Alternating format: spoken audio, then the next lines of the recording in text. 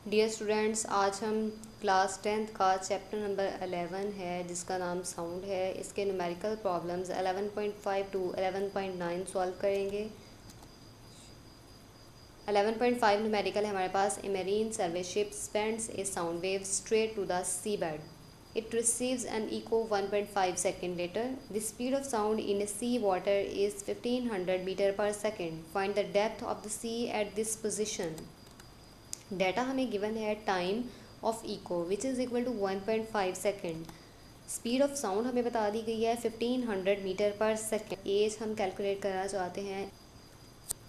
Solution है हमारे पास। Time for one side from ship to seabed will be half of the total time. सबसे पहले तो हम हमारे टाइम को डिवाइड करेंगे 2 के साथ। क्यों डिवाइड करेंगे? क्योंकि हम कैलकुलेट करना चाहते हैं हाइट एज।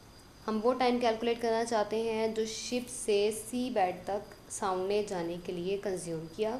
तो उसके लिए हमारे पास टाइम पीरियड को हम डिवाइड करेंगे 2 के साथ, क्योंकि हमारी साउंड जो है वो शिप से सी बेड तक गई, फिर उसके बाद अगेन शिप तक वापस आने में टोटल टाइम जो उसने कवर किया वो 1.5 था। तो हम क्योंकि हाइट कैलकुलेट करना चाहते हैं, हाइट हमारे पास होगी शिप से सी बेड तक का डिस्टेंस। तो उसके लिए हमें टाइम पीरियड को भी 2 के साथ डिवाइड करना पड़ेगा। हमारे पास टाइम पीरियड 2 के साथ डिवाइड करने के बाद आ गया 0.75 सेकेंड। एज कैलकुलेट करने के लिए हम फॉर्मूला यूज़ करेंगे S is equal to V T.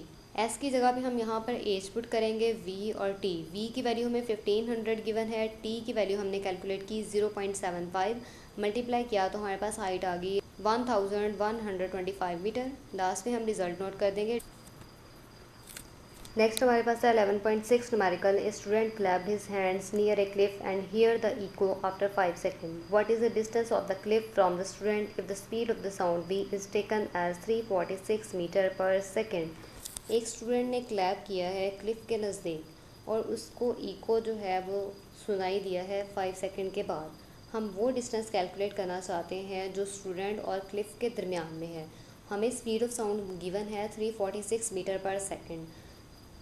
इस न्यूमेरिकल को हम बिल्कुल 11.5 न्यूमेरिकल की तरह ही सॉल्व करेंगे। सबसे पहले तो हम टाइम पीरियड को डिवाइड करेंगे 2 के साथ, क्योंकि हमें टोटल इको के लिए टाइम 5 गिवन है। तो 5 को हम डिवाइड करेंगे 2 के साथ ताकि हमारे पास वो टाइम आ जाए जो क्लिफ और स्टूडेंट के दरमियान में साउंड ने ट्रैवल करते हुए कंज्यूम किया। डाटा है हमारे पास time period 5 seconds. Speed of sound हमें गिवन है 346 मीटर पर सेकेंड। फाइंड हम करना चाहते हैं distance of Cliff from student. Student से डिस्टेंस क्या है क्लिफ का, डी हम कैलकुलेट करना चाहते हैं। उसके लिए सोल्यूशन हमारे पास सेम होगा।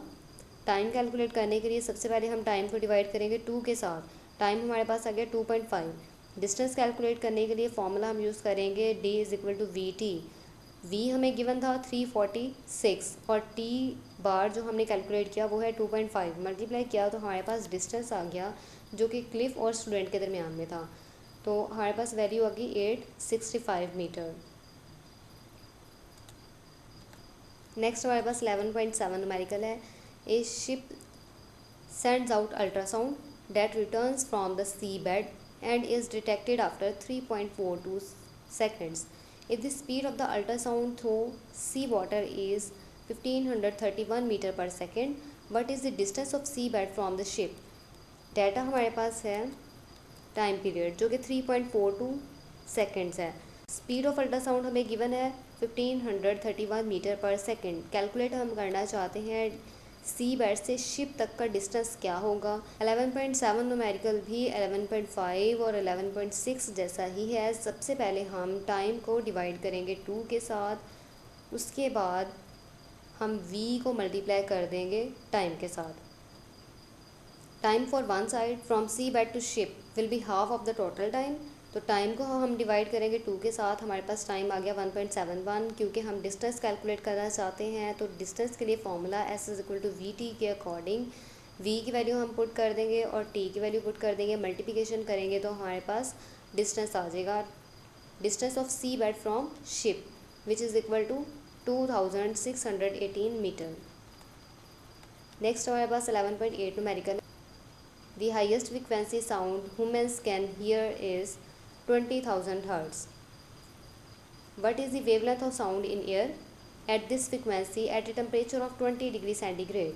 What is the wavelength of the lowest sound we can hear of about 20 Hz? Assume the speed of the sound in air at 20 degree centigrade is 343. हमें जो स्पीड ऑफ साउंड है air में वो बता दी गई है 343 metre per second. Data हमें given है हाईएस्ट फ्रिक्वेंसी ऑफ साउंड जो कि 20,000 हर्ट्ज़ है और लोएस्ट फ्रिक्वेंसी साउंड हमें गिवन है 20 हर्ट्ज़। हाईएस्ट फ्रिक्वेंसी को एफ़ के साथ रिप्रेजेंट किया है, लोएस्ट फ्रिक्वेंसी को एफ़ बार के साथ रिप्रेजेंट किया है।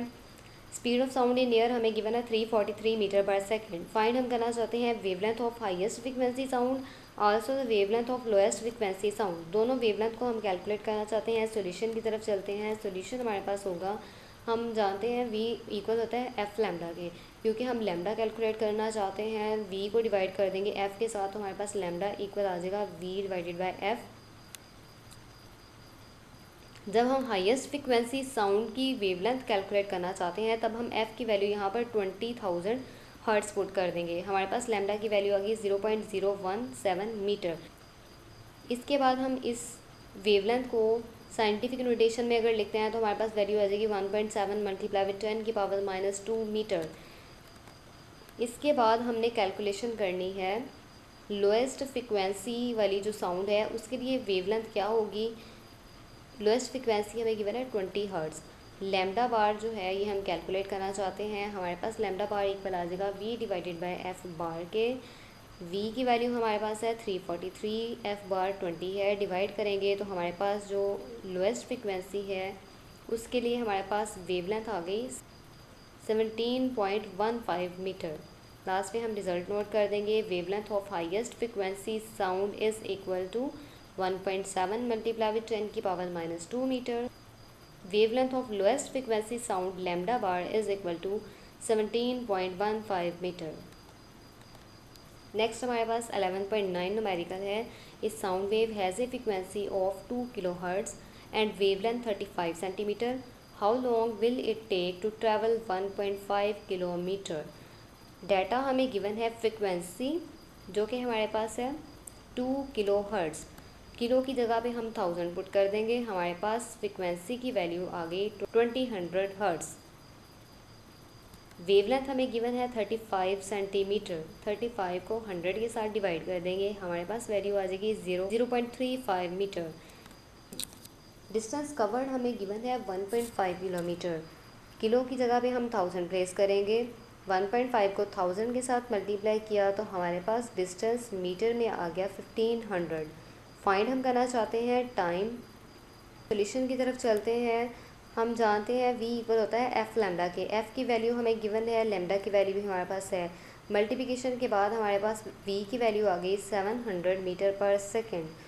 क्योंकि हम कैलकुलेट करना चाहते हैं टाइम t तो हम फॉर्मूला यूज़ करेंगे v is equal to d/t। t हम कैलकुलेट करना चाहते हैं, फॉर्मूला हमारे पास बन जाएगा d divided by v। d की वैल्यू हमारे पास 1500 है और v हमने अभी कैलकुलेट किया 700। पुट किया, कैलकुलेशन की तो हमारे पास टाइम पीरियड आ गया 2.1 सेकेंड। लास्ट में हम रिज़ल्ट नोट कर देंगे। Time t is equal to 2.1 second.